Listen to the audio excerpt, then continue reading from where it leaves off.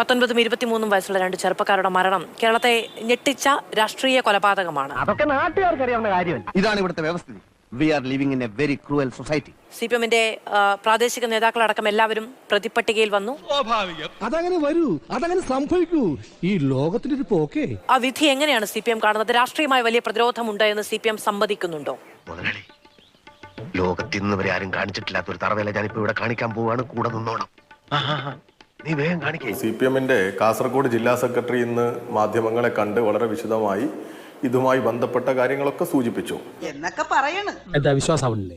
നിങ്ങൾ ആദ്യം ചെയ്ത് കാണിക്കുക, എന്നിട്ട് നമ്മൾ വിശ്വസിക്കാം. എനിക്ക് കേരളത്തിലെ മാധ്യമപ്രവർത്തകരോട് പറയാനുള്ളത് എന്താ കാര്യം? എനിക്ക് മുഖം നോക്കാതെ നിങ്ങളോട് കുറച്ച് സംസാരിക്കാനുണ്ട്. CPM-കാർ വേട്ടയാടപ്പെടേണ്ടവരാണോ, കൊല ചെയ്യപ്പെടേണ്ടവരാണ് എന്ന് ആവർത്തിച്ച് പറയുന്ന ഒരു വിഭാഗം ഇവിടെയുണ്ട്. ഞാൻ അല്പം ഡീസന്റ് ആയി പോയതുകൊണ്ട് നിന്നെ പോലെ തറയാവാൻ എന്നെ കൊണ്ട് പറ്റില്ല കേട്ടോ. കുറ്റക്കാരാണെന്ന് കണ്ടെത്തിയ ആളുകളിൽ അങ്ങ് തന്നെയാണ് പറഞ്ഞുകൊണ്ടിരിക്കുന്നത്.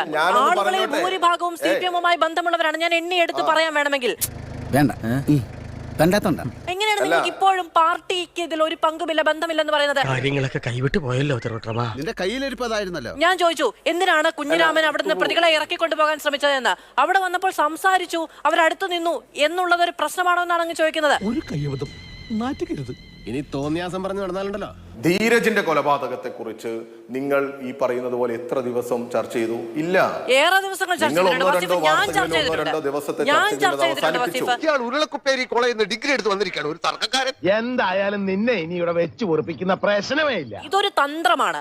പെരിയ ഇരട്ട കൊലപാതക കേസിനെ പറ്റി ഞാൻ 3 തവണയായി അങ്ങോട്ട് ചോദിക്കുന്നു. അങ്ങ് ഇതുവരെ പെരിയ എന്നൊരു വാക്ക് വേണ്ടിയിട്ടില്ല.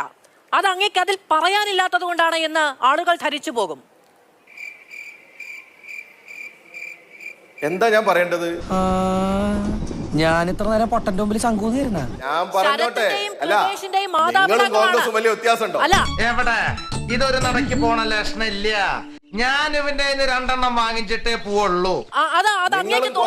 മറ്റ് രാഷ്ട്രീയ പാർട്ടികളും ആർക്കും അങ്ങോട്ടും ഇങ്ങോട്ടും വ്യത്യാസമില്ലാന്ന് തോന്നുന്നത് അവനവന്റെ പ്രത്യയ ശാസ്ത്രത്തിലുണ്ടായ വീക്കം കൊണ്ടാണ്. അത് നമുക്ക് ബാധകമല്ല. വസീഫേ, കിട്ടിയാ? ഇല്ല, ചോദിച്ചു വാങ്ങിച്ചു പോവാ. ഈ കിട്ടിയതൊന്നുമല്ല, ശരിക്കുള്ളത് കിട്ടാൻ പോണേ ഉള്ളൂ. അങ്ങ് എന്ത് അടിസ്ഥാനത്തിലാണ്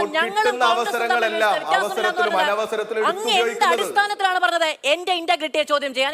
ലക്ഷണം കണ്ട വാക്ക് നീ കടിച്ചു തൂങ്ങാതെ പ്ലീസ്. എന്താണെന്ന് കോൺഗ്രസിന്റെ എല്ലാ വിടുവായുത്തവും എടുത്തുപയോഗിക്കുന്നവരാ കേരളത്തിലെ മാധ്യമങ്ങളിൽ ഭൂരിഭാഗവും. ഇവനെ തടയണ്ട, അയച്ചു വിട്ടേക്ക്. ഇവന് കിട്ടാനുള്ളത് നമ്മളായിട്ട് മുടക്കണ്ട. ഈ പാർട്ടി പത്രവും പാർട്ടി ചാനലുകാരും കണ്ട് ശീലിച്ച ശീലം കൊണ്ടാണെങ്കിൽ വസീഫ പാർട്ടി ഓഫീസിൽ പറയണം. മുതലും പലിശ ചേർത്ത് കിട്ടി. വല്ല കാര്യമുണ്ടോ? എന്തിനാണ് ഇങ്ങനെ ഇല്ലാന്ന് നടക്കണേ?